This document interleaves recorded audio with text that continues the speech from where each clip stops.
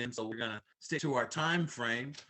Um, right now, my name is Elize Honeycutt. I'll be the moderator, and I just want to welcome everyone to take time out on their schedules to kind of sit down and have this mental health conversation among men of color. So once again, I want to thank you all. Some people might know each other, others don't. So we'll just kind of do a round. Specifically, I'll start it. My name is Elize Honeycutt. I'm from Grand Rapids, Michigan, and I'm 45 years old.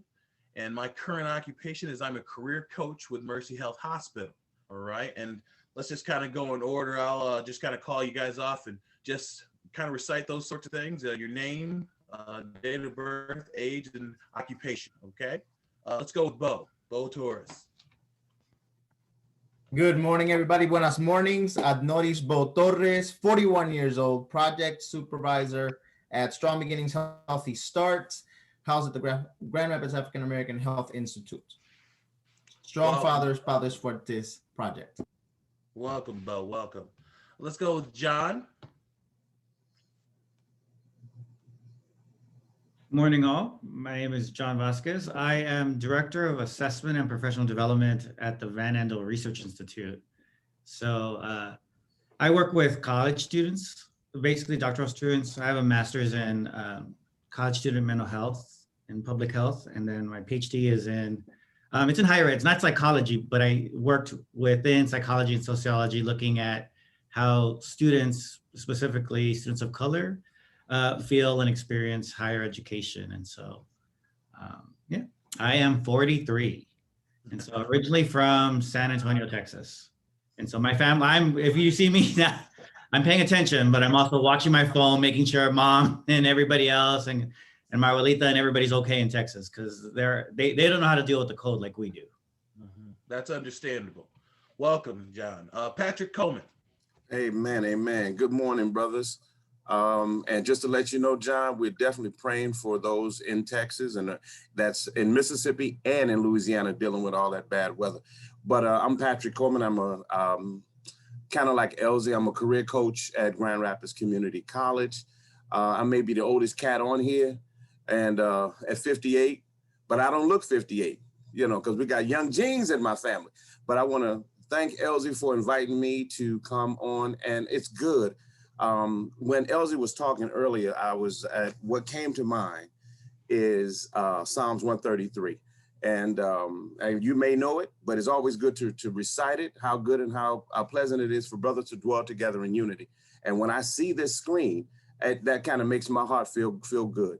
But originally from Chicago, and again, I want to thank everybody for coming out today. Thank you. All right. Thank you. Mario Butler.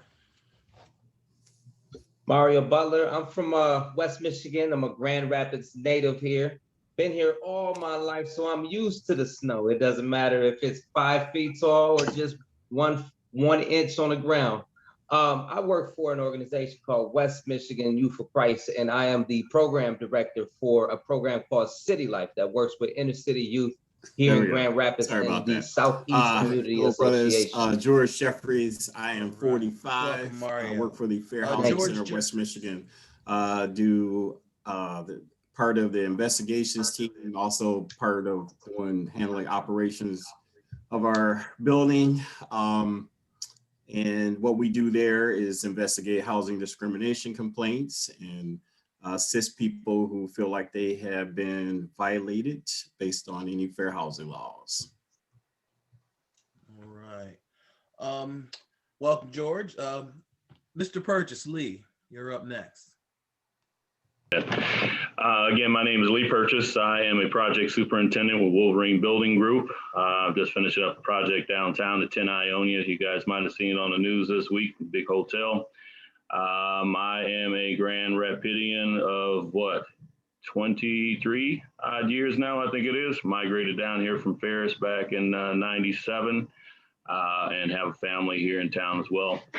Outside of that, I am basically consumed by work and trying to become more active in the community over time here now. So, all right. Well, welcome there, Lee. I don't see Javante on yet. Let's go with Ruben. Mr. Riley, sir. Welcome. Hey, how's it going? Ruben Riley, 36 years old, student life coordinator, which is like a counselor at Grand Rapids Christian Middle School, and a co-head football coach, varsity football coach at Grand Rapids Christian High School. Born and raised Grand Rapidian, Grand Rapids Creston grad, Polar Bear for life. Welcome, Ruben. We also have Anthony Queen on the line. He has his voice is not working well, so I'm just going to talk for him. Anthony Queen, he's 54. He works for many organizations as part as attaining parent rights. And he had some so he had shellfish, so he's kind of got a swollen tongue. So we're going to keep him in our prayers, but he's here with us in body and spirit. So thank you, Anthony, for getting on the call. Let's go with Julius Rogers. How are you doing there, sir? I'm doing well. Thank you for having me on the call. My name is Julius Rogers. I have a BBA in marketing. I'm currently going for my MBA in computer information systems at the University of Michigan. I'm 30, just turned 30 last year. My occupation currently is a relationship manager at the United Bank of Michigan. I'm also the owner of Tronics Entertainment as a DJ, and also Justice for All LLC. Window, Zoom, list item. All right. With 4 items. Welcome. Let's go with Mr. Barres. How are you doing, William? I'm great. Thanks for having me on. Good morning, everyone. My name is William Barres. I'm 40 years old. Grand Rapids, Michigan. Born and raised on the playground is where I spend most of my days. Wow. I am the fatherhood coordinator through Strong Beginnings, housed over at the Grand Rapids African American Health Institute. Also the founder and president of CHANCE. It's an acronym, stands for Cultivating Hope Around Noble Character Enrichment. And I'm just happy to be here on this morning. And I know whatever it is that you need me to do, I know I'm called to make a difference. All right. Awesome. Thank you. I don't see Landon on yet, but let's go with Mr. Martin, last but not least. Good morning, gentlemen. My name is Marvin Martin, and I'm a business development officer with Grow, born and raised in Muskegon Heights. But you might as well say I'm a Grand Rapidian because I've been here for over 20 some odd years. Coached at Creston, love the Polar Bears, and also have a connection with the University of Michigan. I've got a son there right now, so great job. And I also own a small business consulting firm that helps idea stage businesses called Brazen Venture LLC. But my main focus is working with Grow and connecting with small businesses. And I'd love to talk to Julius, set up a meeting to connect with you outside of the meeting as well. Well, welcome, Marvin, and welcome everyone. But so let's kind of dive into this. One of the remaining taboos in the communities of color is the stigma around mental illness, whether it's depression or anxiety, or the worst case scenario, suicide. There's this longstanding belief in these communities that such concerns are taboo, and their impact to the problem of the other. Through communities of color, because the socioeconomic challenges may be at higher risk for poor mental health, this stigma contributes to reluctance to recognize the need for help of a physician or a therapist. So as we're going through this opportunity, what we want to do is we want to talk and just kind of outline the stigma surrounding mental illness. And so I know we've got some guys who have to head out, but I want to get their impact early. So let's start with you, Bo. How do men of color handle stress, anxiety, and other mental health issues? So I can only speak from my experience or for the Latino or Latinx experience in the community, but understanding that machismo and the culture around not needing help and doing everything on our own is very prevalent. Mm-hmm. So that what we call here toxic masculinity in a lot of Latin American countries is machismo.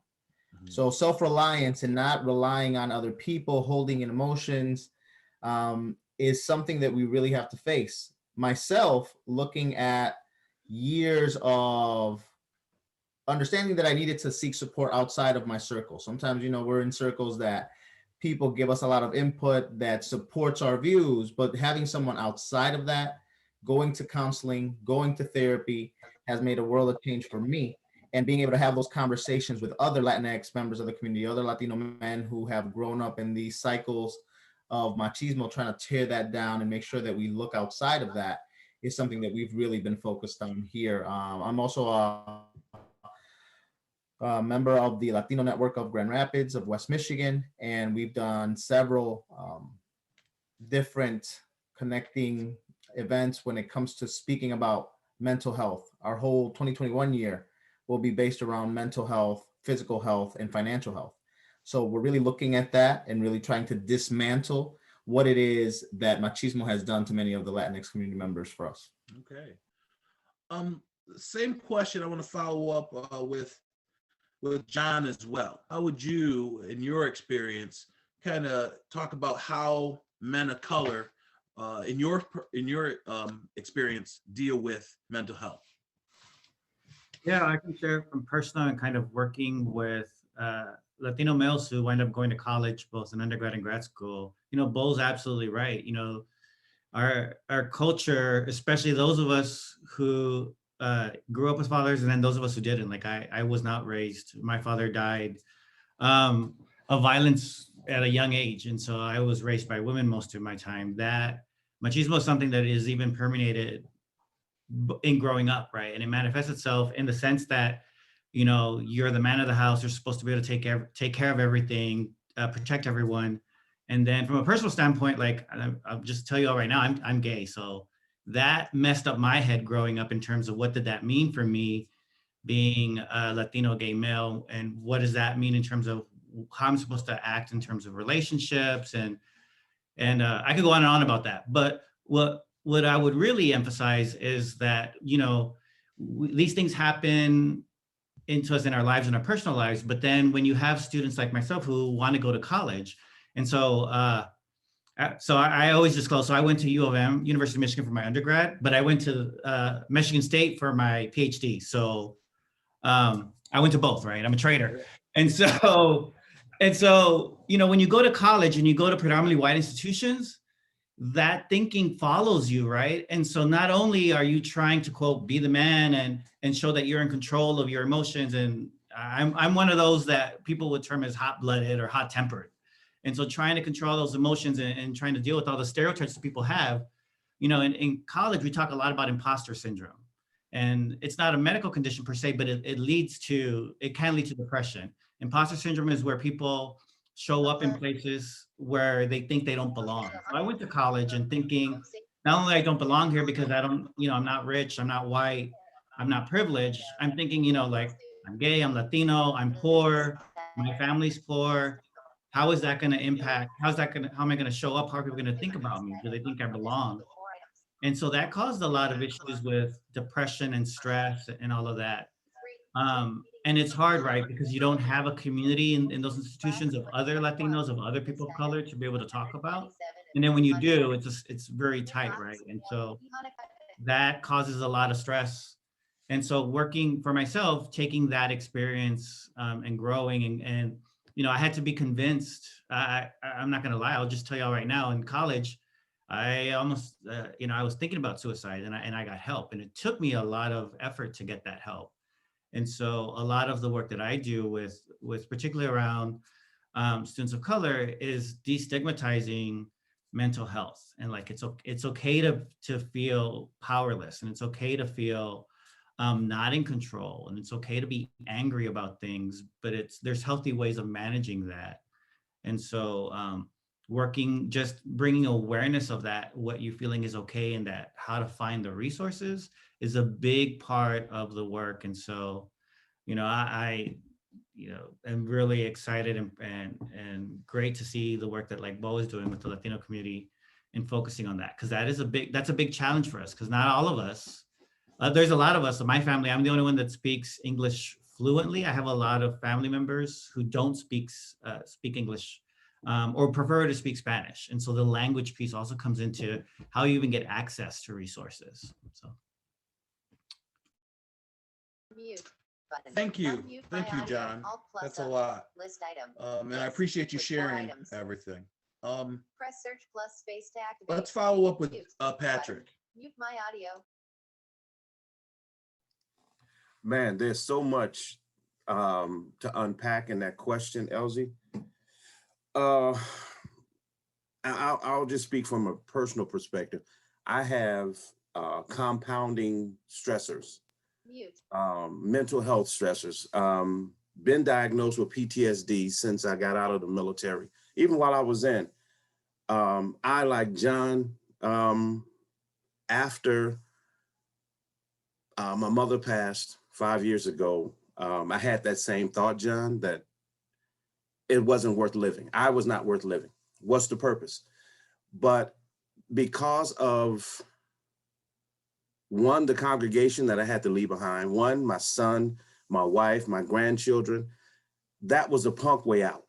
So I decided it's not even worth it because I have more to live for than I do to give up. So it's me being an older cat. A lot of the stresses that I endured came from Chicago. I'm from the South Side. If you know anything about Chicago and the low end of Chicago, where there's nothing but ghetto, that was me. Me and my brother, should I say. But as I matriculated through life, I had different encounters with moments of stress. And I said, how do I deal with this mental health? And some of the brothers that I'm speaking to now, black men don't go to counseling.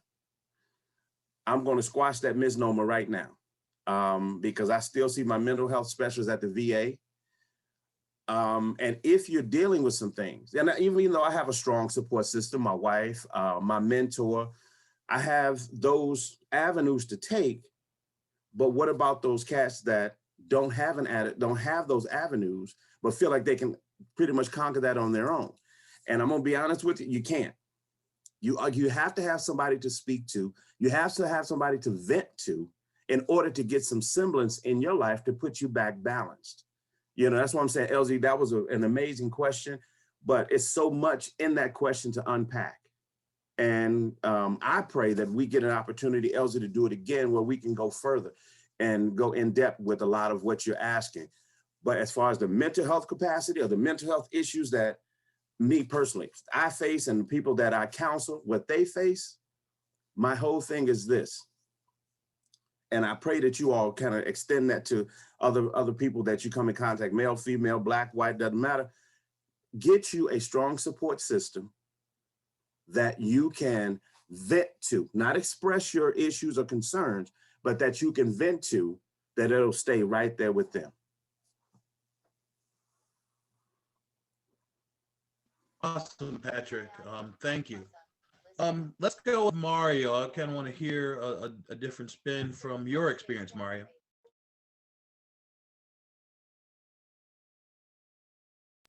The first thing I want to point out is that, I think that some of the things some of the ways that men handle issues or anxiety or depression and mental health issues are almost the same. So there's a few ways that I think that men of color and all men kind of deal with some of these issues. One, I would say we have a tendency to bottle up emotions, and over a while, it's almost like pouring water into a bucket. The more water you pour in, eventually that's going to spill out. Another thing that I would say that men of color are more prone to is substance abuse. One of the things that we see here in the young and some of our teenagers is that a lot of our teens end up with substance abuse issues because of the fact they don't have functional or living fathers living within the home. And then I would say the other thing is that we have a tendency to make unhealthy life choices as we're kind of living life, not necessarily having the support system, what my brother was talking about a little earlier. Now, for me personally, how I've dealt with stress or with some anxiety, I have a good support system as I come across some of these issues that I deal with. Or for me, if you're a man of faith, for me is spending some time in those scriptures, talking to God about some of these things that are heavy on my heart, because the scriptures make it clear that if we cast all of our anxieties on him, he cares for us. So that's for me a source of what I need to do in order to be relieved of anxiety, or if I'm feeling some sense of depression or having some mental health issues. Those are some of my resources that I go to personally, just because the foundation that I have is built on faith and in the support of other good men. Thank you, Mario. George, same question from your experience. Yes, this is a really good question. Me growing up, I didn't even think of, any type of mental health, things, stressors. My parents are from Mississippi, down south. So I was raised by a father who, I can joke about it. I joke about it now, but I was like growing up, there was like no signs of emotion in my father, except, if he was angry, I knew he was angry, but I couldn't tell if anything else was going on with him. And so I grew up not even acknowledging, issues, stressors or anything like that until I became an adult and I started to see different things. And it actually, through my work, worked with the homeless population many years, displaced people. And a lot of times in working with them, I would realize that one of their biggest obstacles was that mental health piece. In particular, my Black and brown brothers, the obstacles, it was an obstacle in their housing, getting jobs and doing all these things. So that began for me to make me look at myself a little bit more. And for me personally, things that I've gone through, I've been divorced, and I've had to deal with, and I'm sure some other brothers have, I've had to deal with friend of the court, which was a huge stressor in my life at one point. And it caused a lot of, a lot of issues for me. And that's where I began like, wow, I have to let this out some way, somehow. And I began to, speak to other brothers and talk with other people. But I did at one point, I did talk to a counselor, and it felt good to release that. And, I began to think like, man, like how much more further in life could we be if we just got rid of that stigma, especially men of color, in our lives. How much farther could we be, and how much more of an asset could we be in our communities as fathers, as husbands, if we just let that stigma go and, seek out the help that we needed. So I am a big on people getting that help now. Like I said, growing up, it was like, you don't talk about, mental health and stress. If you had an issue, you just deal with it. That's the way I was raised. You just deal with it, and that's it. And dealing with it wasn't talking to anybody about it. It was keeping it to yourself and just handling it, just letting it be what it be, If it's bad, it's bad, as good as good. That's how I was raised. So it was actually through my work that I discovered the importance of dealing with mental health and stressors. Thank you, George. Appreciate that. Also, Anthony, he's a little bit, like you said, he's not able to talk, but he does have an article that he wants us to kind of review. So I'm going to email that to you later. So let's follow up with Lee. Lee, what's your experience?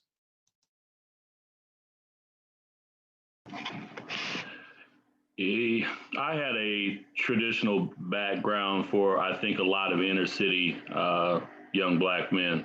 I came up in a home where my parents were married. They ended up getting divorced. I was about 6 years old when they split up. I think divorce finalized when I was about 7. I was raised primarily, I should say, mainly by my mother and my grandmother. I happen to be a single child also, which had a totally different dynamic on my situation specifically. My father was in my life every other weekend in that traditional sense. He could have been more, but he chose to be an every other weekend dad, and that was just fine. That was his choice. So we just dealt with that in life. I think similar to what George said, I had a traditional down south background upbringing. All the men that I looked up to in my family, they were country / ghetto, if you want to call it that. And I absolutely love that. And it served me well in life. So a lot of old school principles, a lot of old school beliefs. And I think that serves us well as a community. And we need to hold on to those as we move forward. Part of that, though, is compartmentalization, though. Not actually dealing with things as they actually are, but trying to pack them away and control them just by putting them in the closet. I think we do that, whether it Latino or whether that be African-American background. I think we do that as a people across culture. I think beyond those two cultural groups as well, people do the same thing. They try to they try to keep the skeletons in the closet. So not dealing with things has that spin on it. And then the stigma of mental health, not seeing a counselor, not seeing a mental health professional, psychologist, someone like that, medications, all those had negative stigmas to them. We choose not to take those paths for different reasons. I myself, I never saw a counselor until after I was in after one failed marriage and I was in another one that was struggling. It did me a world of good. Didn't necessarily do the marriage that much good. Sorry for laughing. But in my well-being, I think came, it ended up bringing about the end of that relationship. So, but I saw it as a restoration of who I am and of just myself. But there were a lot of things that I realized that I was not dealing with, I had not dealt with. And I just felt a great weight lifted off my shoulder after about 2 years of counseling. So that being said, I have a strong belief that I think everyone needs someone, whether it's an aunt or an uncle that you're dumping or someone else as a mentor that you're going to as a source to talk about in a real essence, or your pastor. I've had multiple people in my life, fortunately, I've been blessed, that have helped me in this form or fashion. But I think we all need to tap into these individuals and not try to compartmentalize the things that we are having a hard time dealing with in life. So that's just my experience, guys. So. Thank you, Lee. Ruben, let's go with you. Let's kind of talk about your experience as well. All right. Well, I would say as a child, I think my pops made it very clear that you don't pay any bills, you don't have any jobs, so stress is something that you should not have. That's that old school that I'm very familiar with, Lee. And I think there is some, being seen and not heardness to that whole, childhood type situation that, we can keep some of those old school principles, but that does create a difficult situation where as a youngster, you feel like and the way to deal with your problems is to bottle them up. The way to deal with your concerns, issues is to bottle them up and kind of sweep them under the rug as if they're not there. I think also being tough, being masculine, not crying, some of those principles that you tend to be told as a young Black man, you don't really know how to articulate that hurt or that pain or that frustration or that embarrassment. So everything is anger, because that's an okay way of articulating your pain or your embarrassment or your stress. So it works well for football, it works well for sports, but not in the real world, So me being a former football player, played at Creston, All-American, University of Michigan, all Big Ten, couple years in the pros. You know, it works well on the field, but does not work well on the field. And we see because some of our brothers get themselves in trouble when they don't know how to turn that switch off. I think also with it, when we talk about major stressors, is that transition from no longer being identified as a football player and now going into the real world, I call it. You know, for me, that was 2010, dislocated my knee, had to get a real job.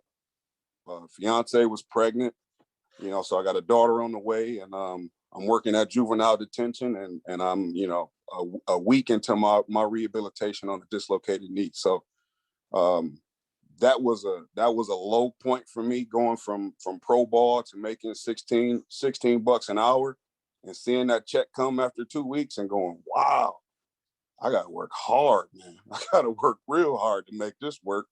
And how I dealt with that stress was food, honestly. I went from about 305 to about 365, and didn't notice what I was doing. I'm just sitting there eating my pain, really, eating my pain, man. And what helped me through was I got a homeboy. He's the godfather of my children, Turner Nande, who had a similar situation to me. We come from the same dirt, which is kind of cool. I played at King Park. He played at Seaman. We both played at Creston. I went to Michigan. He went to Miami of Ohio. Both played in the league. So our story had been, a similar story all throughout. We both stopped playing due to injury.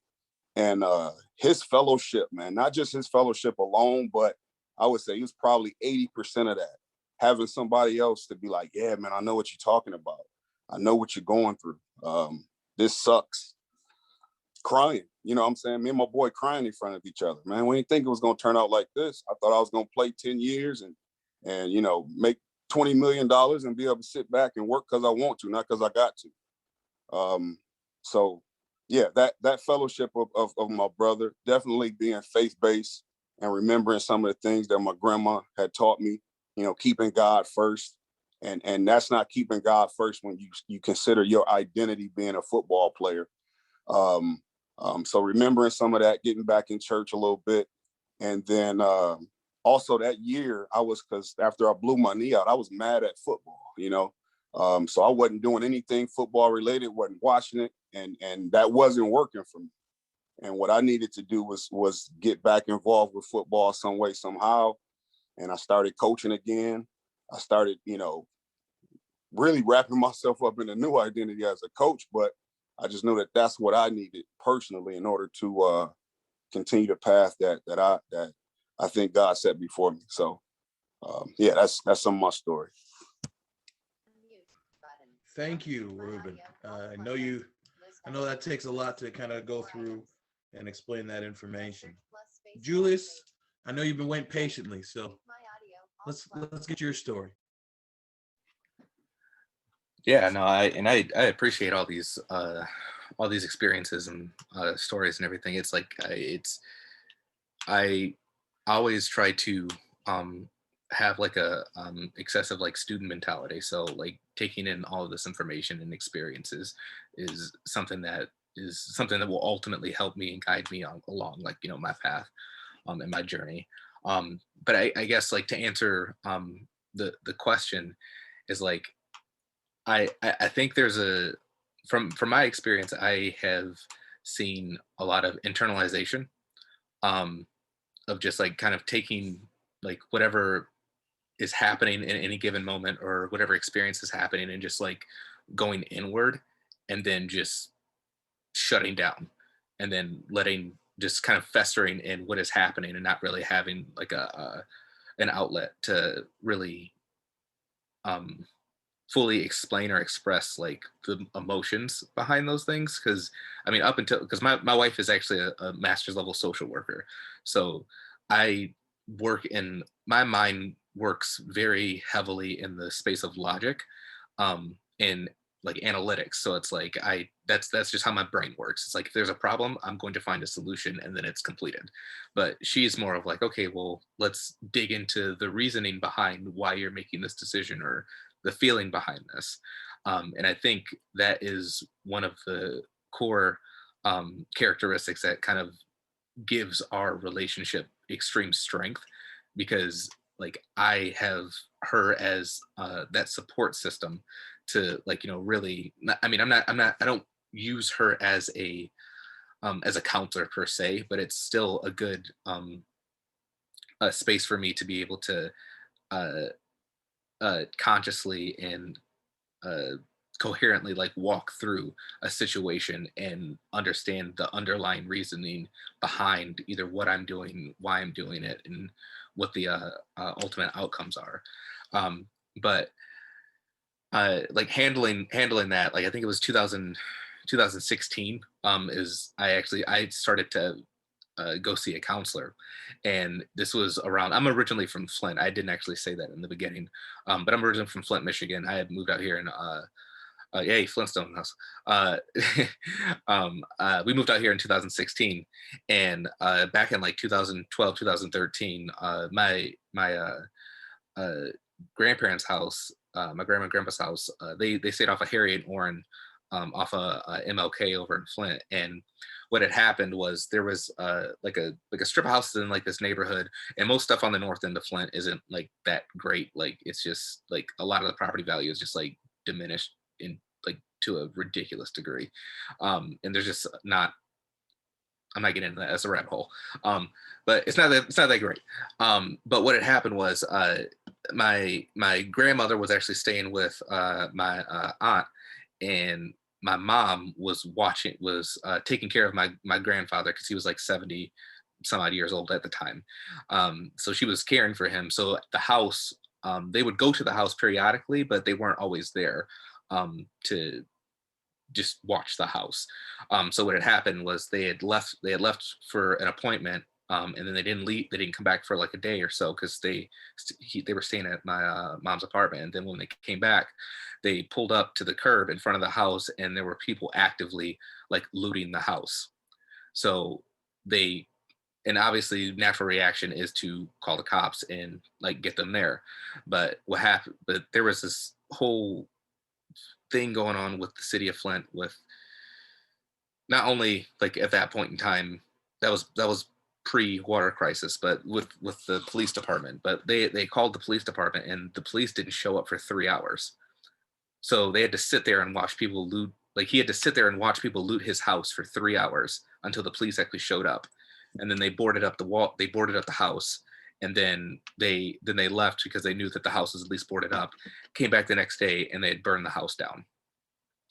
So like I was like I share that just to I guess give relevance to like what I was bringing into that counseling session, essentially, because like it was that was kind of like the most immediate thing that I was dealing with, that I didn't fully understand and like know how to actually deal with. And then like, you know, to a lot of the points that have already been made, like my emotional capacity was anger, happy, sad.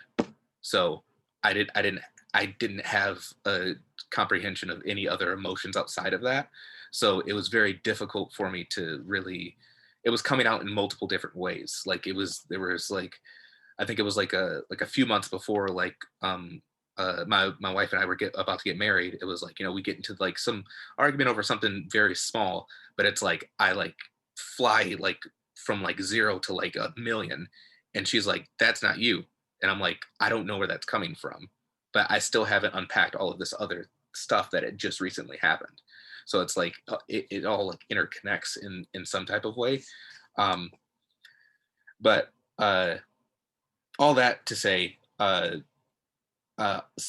some of the, like, along with counseling, some of the things that I do in order to actually try and mitigate that whole, like these types of experiences, and like deal with like these emotional stresses and anxiety and depression, things like that, is I actively seek out groups of color, and specifically groups of color of men of color, in order, like much like this group here, and but on a regular basis, in order to actually have spaces to, you know, come in and just authentically like speak to somebody, like just straight up.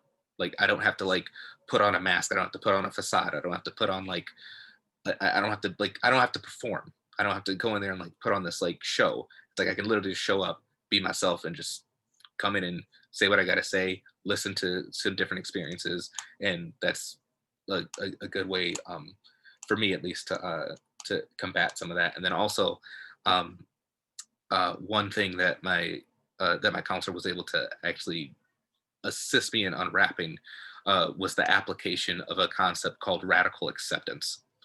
And that was, I didn't have the full definition of it at first, but the radical acceptance was basically when you stop fighting reality, stop responding with impulsive or destructive behaviors when things aren't going the way that you want them to, and let go of the bitterness that may be keeping you trapped in a cycle of suffering. So that was one very, very core thing that that I took, like that I take with me on a regular basis in order to mitigate those different barriers.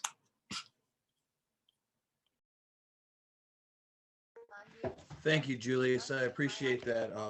Like I said, I think a common theme that's happening over this conversation is, you know, we do a lot of things on our own. And so I want you guys to think about, for our follow-up questions, I'll ask William and everyone else, William and Martin, to complete, but just think about like why we are, how we self-medicate and things of that nature, and why is it just not going to seek assistance?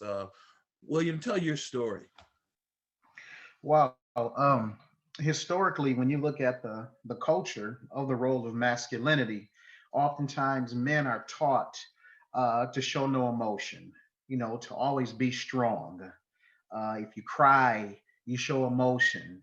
They associate that with weakness. And so next is, how can we be strong? In other words, what can I do right now? How can I address this right now? In other words, what's the easy way out? How can I get my power back over this situation? And to go back about what you said, a lot of times, you know, men, we suppress a lot of stuff because we want to let that stuff out. And if it's not controlled, you know, it could be a catastrophe when we finally, you know, reach our boiling point. But I said that to say this: a lot of times, you know, what the easy way out is, you think about self-medication.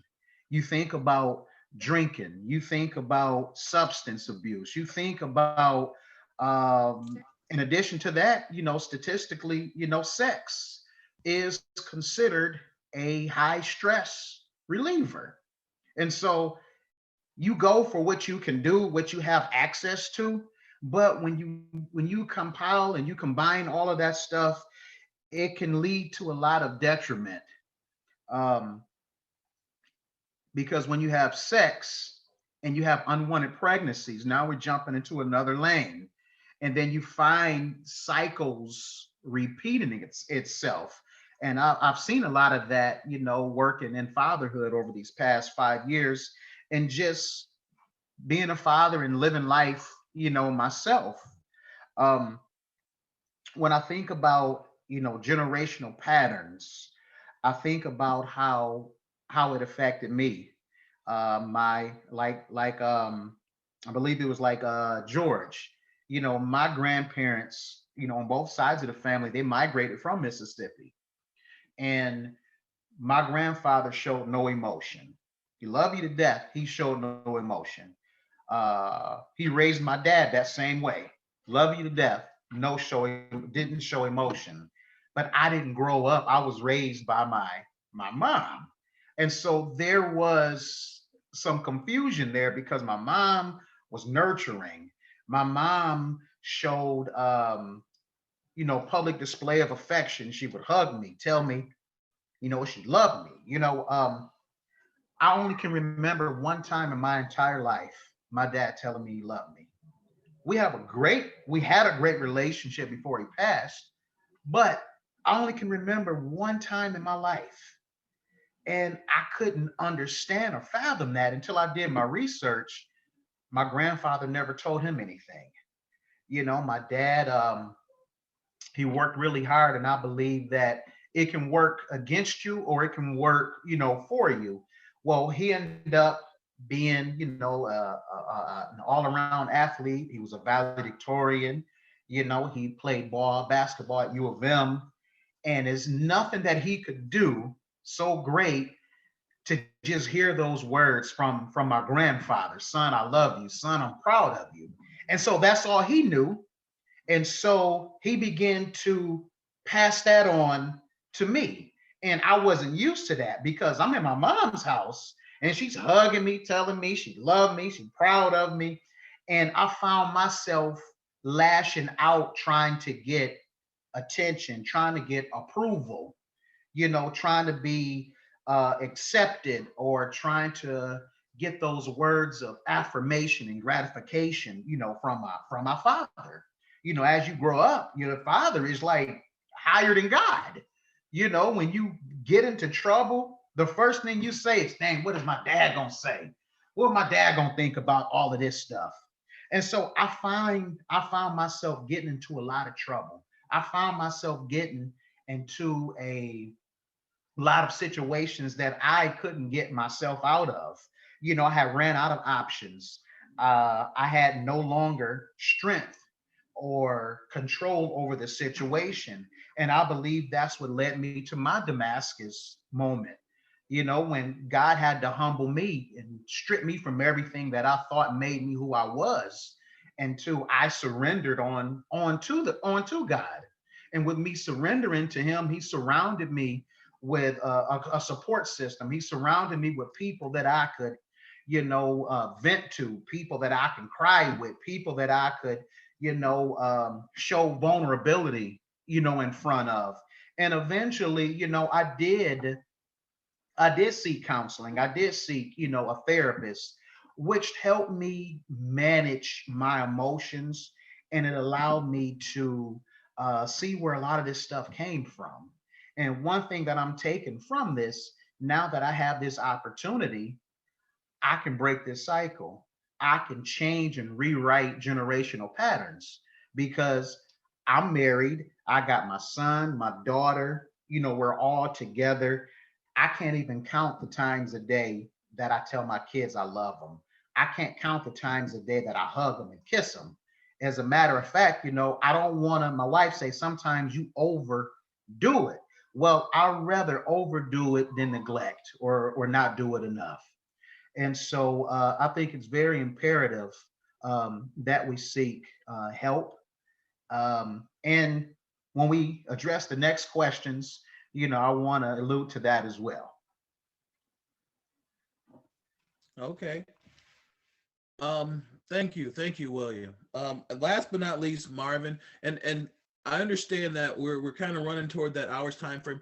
I'm available to continue to talk, and I kind of want to throw this out there beyond that, is that I think we've got a lot of things that we've started discussing, and Bo, who had to leave the chat, mentioned that he would be interested in continuing our conversation to kind of follow up.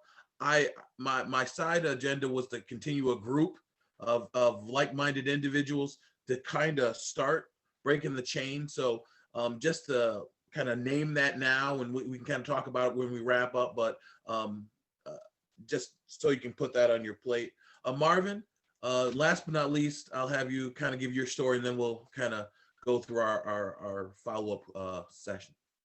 Well, I'll be honest with you. It's kind of hard to follow after all of these wonderful comments, but I've been taking note of some key words that everybody has been saying, so I'll share that at the end. But my story is I grew up in Muskegon Heights, raised by a single mom. I seen my dad twice in my life, once when I was in elementary, and then I buried him. So that's my story. Raised with 3 other siblings. They all tend to gravitate to other negative things in our environment, drugs and alcohol. And here's the story, my story. My story was I took everything they did and did the opposite. So I didn't get into drugs. I stayed in school. I got my high school diploma. I went to college on a full ride. And use that as a motivator. So there are things that you can do, even if you're in that what I call scarcity realm in terms of mentoringship and role models, you can look elsewhere. My coaches, I looked at teachers, so they became my role models. And I used that as a motivator to move on to a successful career in college and then off into corporate America. But keep in mind, every time you go through a journey like that, you have to be aware that there are things that could take you off your block. And you guys probably know what I'm talking about. They can be unhealthy habits. It can be unhealthy relationships. You're going to go through anxiety, stress.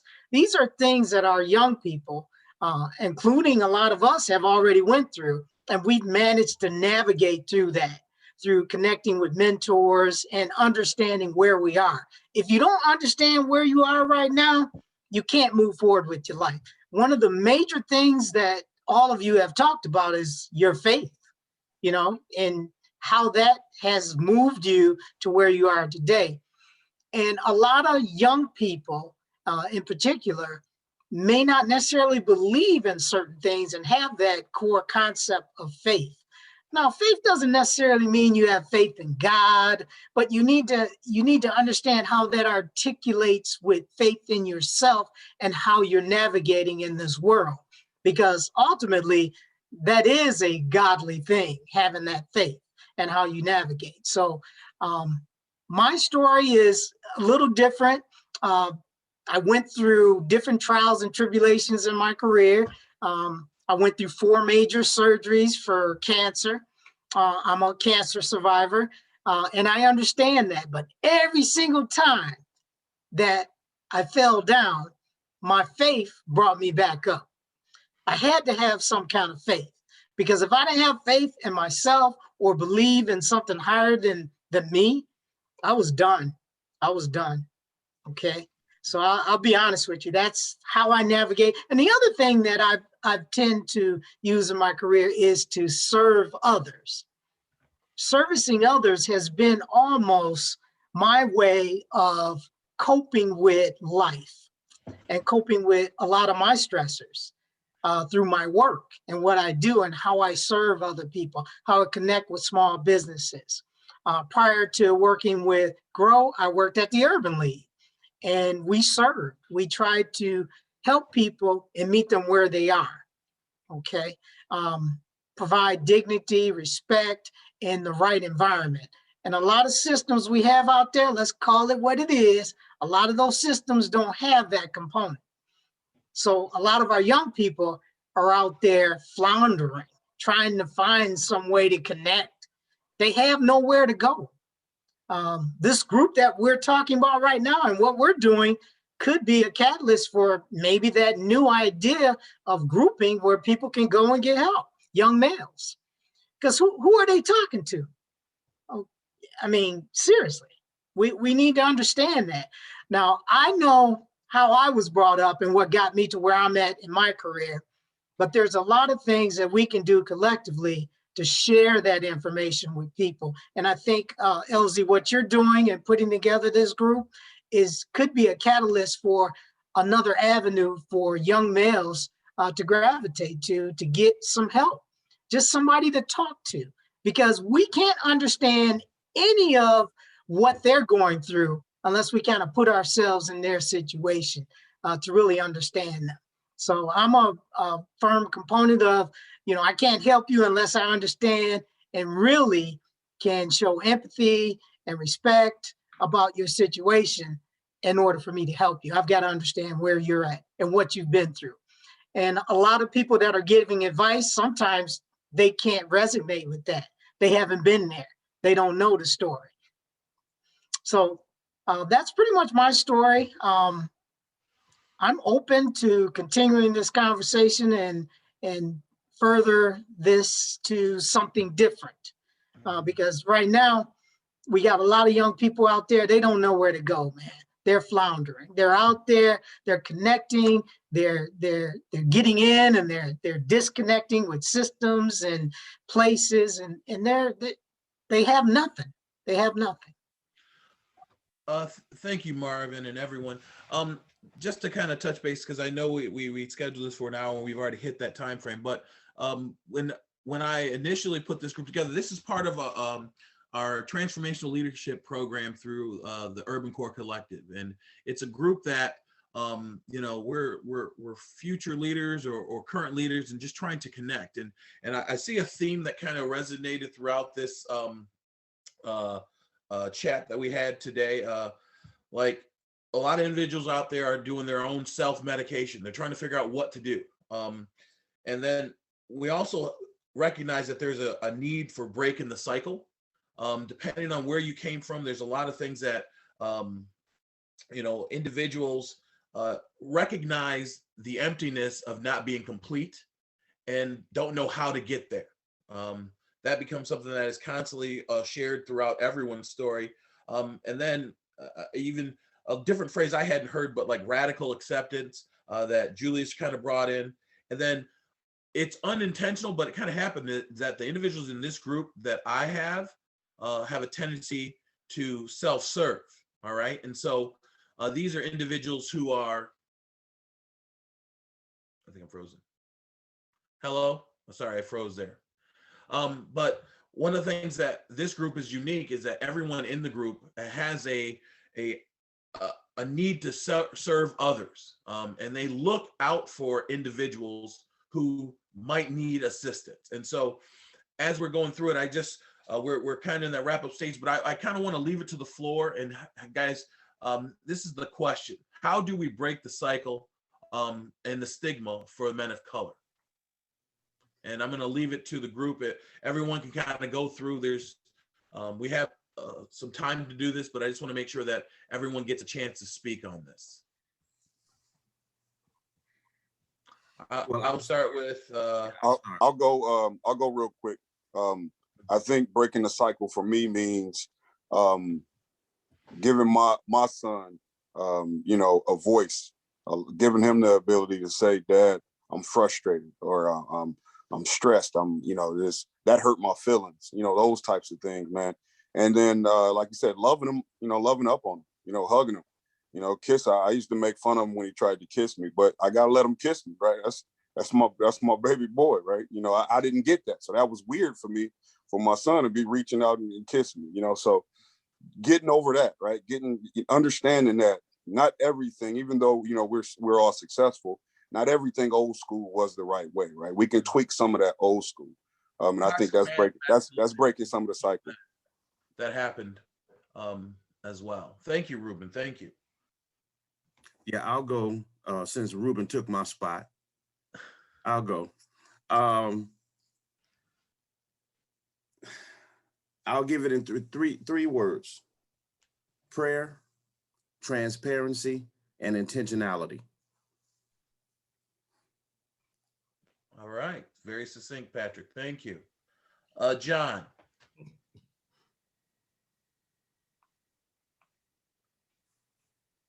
Did John head out? All right. I can go. All right, George.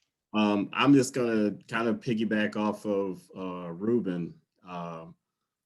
What I've learned, like what I said earlier, just seeing other people go through things that helped me to figure out myself and what I needed to do in terms of dealing with mental health, having a father who didn't really show that type of emotion, and uncles and things like that is the same thing. It's just showing,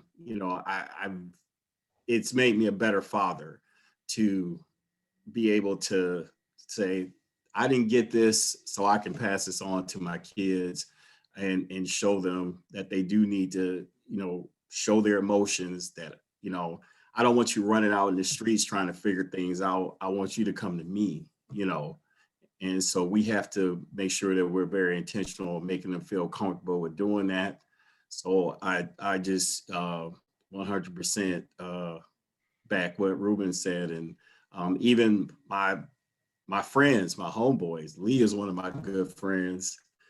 We have a group of friends, and, we don't talk about things like this, and we should, to break that stigma. we need to make it a part of our lives. And, we're very free about talking about, man, my arm hurts, my head hurts, my stomach hurts. And people, mental health is like so important. It's just as important as those things, and we sweep it under the rug as if it isn't. So I think just having these conversations, I appreciate each one of you on here for sharing, the things that you shared. It was refreshing just to hear, some of the things I've gone through being echoed by you guys. So, I mean, this is very helpful. So just putting it out in the world, in the atmosphere of everybody, and sharing just like this. Okay. Thank you, George. Let's go with Mario next. Yeah, so I grew up in a home with both of my parents, and my father didn't have his father. So there were certain things that my father couldn't teach me. He had a hard time being vulnerable with me and open, expressing his feelings with me. Now, as a young man growing up, 18, 19, 20 years old, I adapted some of the same practices that my own father was doing in the home. So I was disclosed. It was hard for me to share. And what broke the cycle for me is that I was able to find an older man in his 50s and 60s. He began to start showing me the power of vulnerability.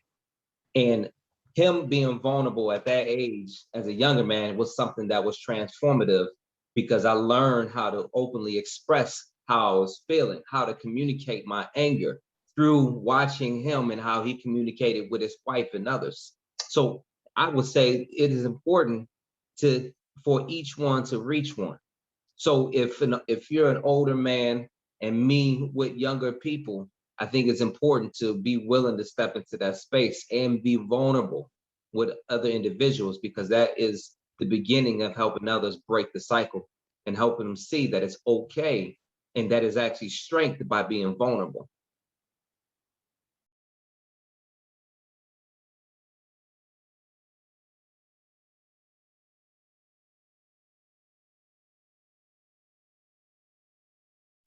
Elsie, I can't hear you.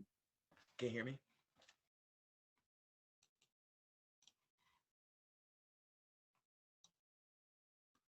Can you hear me now? All right. Lee, how about you go next for your closeout? All right. I think we've covered vulnerability. That's definitely key. I think that being intentional, as LZ was mentioning, that's hugely important. But another component of that intentionality is also authenticity. So just being willing to communicate your story and put it out there. Not being fearful of blowback or any judgment on what people might think or how they might feel about you, but just being true to who you are. I had a conversation, LZ, you were privy to this conversation because that's where we actually first ran into each other. Julian had a group get together and we met there. And Bishop called me out that night on something about being authentic, because I told him I feel like I'm a chameleon sometimes. I put on a different cloak. I put on a different hat depending on the room that I'm in. And he was like, that's crazy. And he was absolutely right. And since then, I stopped doing that. At work, at home, wherever I am, I just am who I am. I might tone it back a little bit depending on where I'm at. But just doing that is huge. And it's made an effect in my relationships at work. How people interact with me, I think how they see me and how I see myself and how I feel about myself. I think it creates or opens the ability to have deeper relationships with men on my job, because primarily I'm dealing with men all day, every day. Different socioeconomic background, status, different walks in life, where they came from, where they're at now, so on and so forth. And it just makes a huge difference in how they see me and how I see them. So I think authenticity is huge, just putting yourself out there and being accepting to have conversations and see where life and those conversations take you.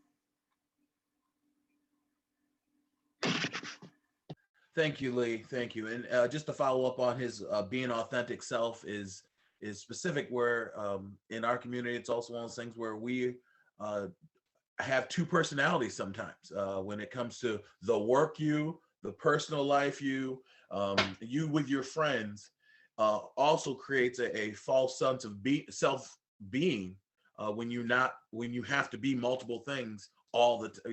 You just can't be your normal self. And that's a natural personal trait that people have. And so that's what he was referencing. So thank you again, Lee, for bringing that up. And that's something we'll talk about. Let's jump to Julius right now.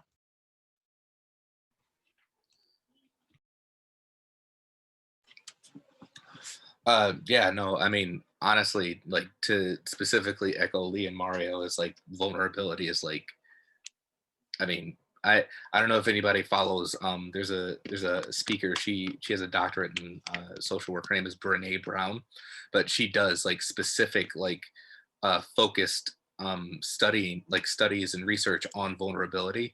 And she has a bunch of just talks on it in general, but she like that, like opens like a spectrum of like, you know, more to Lee's point, like that authentic, like walking into a space and being able to present your authentic self. And like even in Elsie, the two level facade that I guess like you're talking about is something that I learned after I was reading a book by Ibram X. Kendi called Stamped from the Beginning. It was from W.E.B. Du Bois. He called it the dueling consciousness. So it was like, it's like, you know, walking into a space and like knowing that you present yourself in one way while you're walking in one space, but then when you are interacting with, you know, say a majority like white population, as you walk into a completely different space, you're completely acting in a 100% different way. But then you're fighting with yourself internally because you don't know, like, is this authentically me, or is this me just acting this way because it's like in this other space? So I think that like breaking the cycle is, I think vulnerability is key, just because it's you can't interact with, I believe that you can't interact with anybody, especially like I have a sales background, so it's like I know if I'm going out and I'm like, you know, trying to sell something to somebody, I mean, you can't bullshit a bullshitter. Like I'm just being real. Like I can tell immediately if somebody is not being if somebody is being inauthentic, or if somebody is being like truly like actually wanting to, you know, like, you know, serve like your purpose or serve what you're trying to do. So I think vulnerability is key in order to break that cycle. Thank you, Julius. Yeah, we're constantly I know everybody's heard the phrase like put it on your white voice for conversations and trying to seal those deals. Well, why can't we just talk like this? Talk as men, talk as who we are, and get to the root of where we want to go. Anthony, I know Anthony is dealing with something, but I know he's got like a very strong personality to him, and he's like someone that is a voice that we're missing today, but he's here. So I'm just going to kind of say something on his behalf. Like I said, he did submit an article for us to read. So I'm going to send that to us after this meeting to everyone, and just trying to make sure that we are touching base with him. John had to go as well. John mentioned that he wants us to just make sure that it's okay to be vulnerable. I think when you're vulnerable, if you know you have support, that will help. William, Marvin, you guys are the last two on this list, so I'll let you guys go. William, you can go now.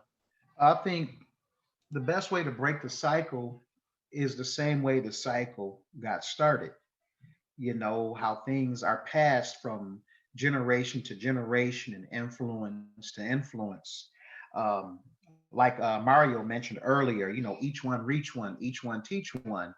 And so it all starts, character is developed at home first. If it's not at home, it's with the people that you have influence over or influence with. If you're a coach, if you're a teacher, or you have people that are in your presence that you have influence over.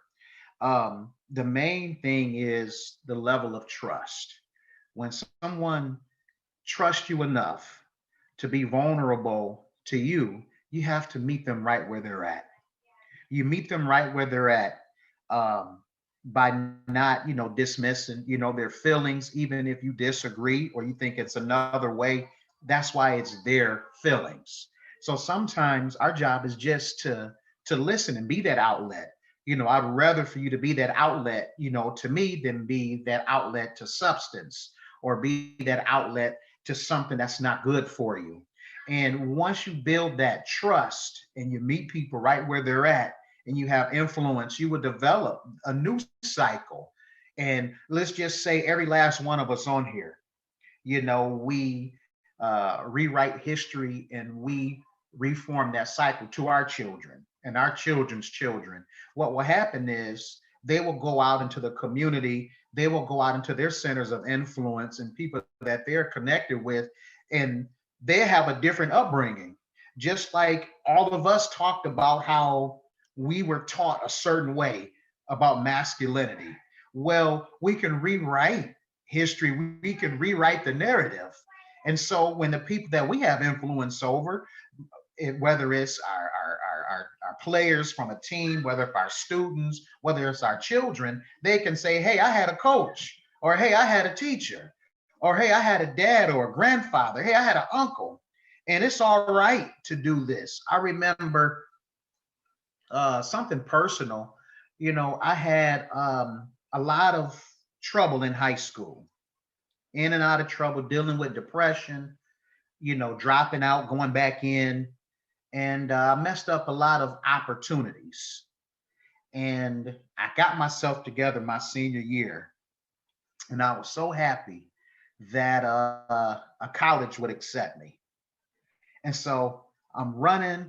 Here I am still trying to get that affirmation, from my dad.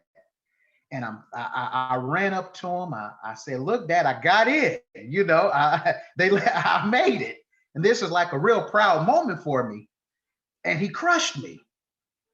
I don't know if that was his way of trying to challenge me to do better, but his response was, well, they let you in. So obviously it's not much to brag on. You need to be doing better than where you're at. I mean, and that's not meeting somebody where they're at. Let me have my moment. When people come up to you or people that you have influence over, and I have to learn that way with my own son, because as fathers, we always want better for our children, but at the same time, we just have to love and encourage them. And to that day, I never said anything else to him about any accomplishment or anything else, because I was afraid of being vulnerable, so I passed that same trait, but in reverse, to my children and to the people that I have influence with. And I believe by doing that, trust and vulnerability, as many of us mentioned, that will help break that cycle. Yeah, thank you for that one, William. That is tough. When you open yourself up and you get crushed in those situations, it leaves a scar, and coming back from that can be a tough thing to deal with. So thanks for sharing. Marvin, I'm going to leave you as the last person to talk on this part, and then I'll wrap things up. Okay. All right. So I'll be real brief. The things that came to mind for me was listen, educate, and engage. Those are key words for me. The other thing I thought about was a quote that just stayed with me my entire career through college and part of high school is nobody can make you feel inferior unless you let them. And I've always carried that even through my career in corporate America, working with Herman Miller and Comcast. So when I went into these boardrooms or these large executive meetings, I made sure that I understood what that meant and I belonged there. I didn't care. I would take control of the meeting even. And I think what it proved to me, and it proved to also those other executives, is that he's just as good as anybody else in the room. He's got great ideas and he can move along on whatever goals we have during this meeting and make us all successful. So I always go in knowing that this is my place too, definitely. And you know, I can take that and use it as a motivator during the meeting to make sure that I'm successful in those meetings. The other thing that came to mind was, and I'll just share this with you real quick, is how I deal with my twins. Because I have one twin that goes to the University of Michigan, and then one twin that goes to Grand Valley. The twin at Grand Valley is actually doing better academically than the one at Michigan. So the problem with that was, one, the twin at Grand Valley applied at Michigan State, and the high school counselor messed his paperwork up. So he didn't get in. So he was crushed. So he got into Grand Valley. But one thing that proved to him was that he could do it. And so I instilled that confidence in him. It doesn't matter where you go, just be exceptional at what you do. And that's what he's doing. So now he has a chance to go to Michigan in the fall to room with his brother. So he's pretty excited about that. But I had to instill that faith in these guys that they could do it.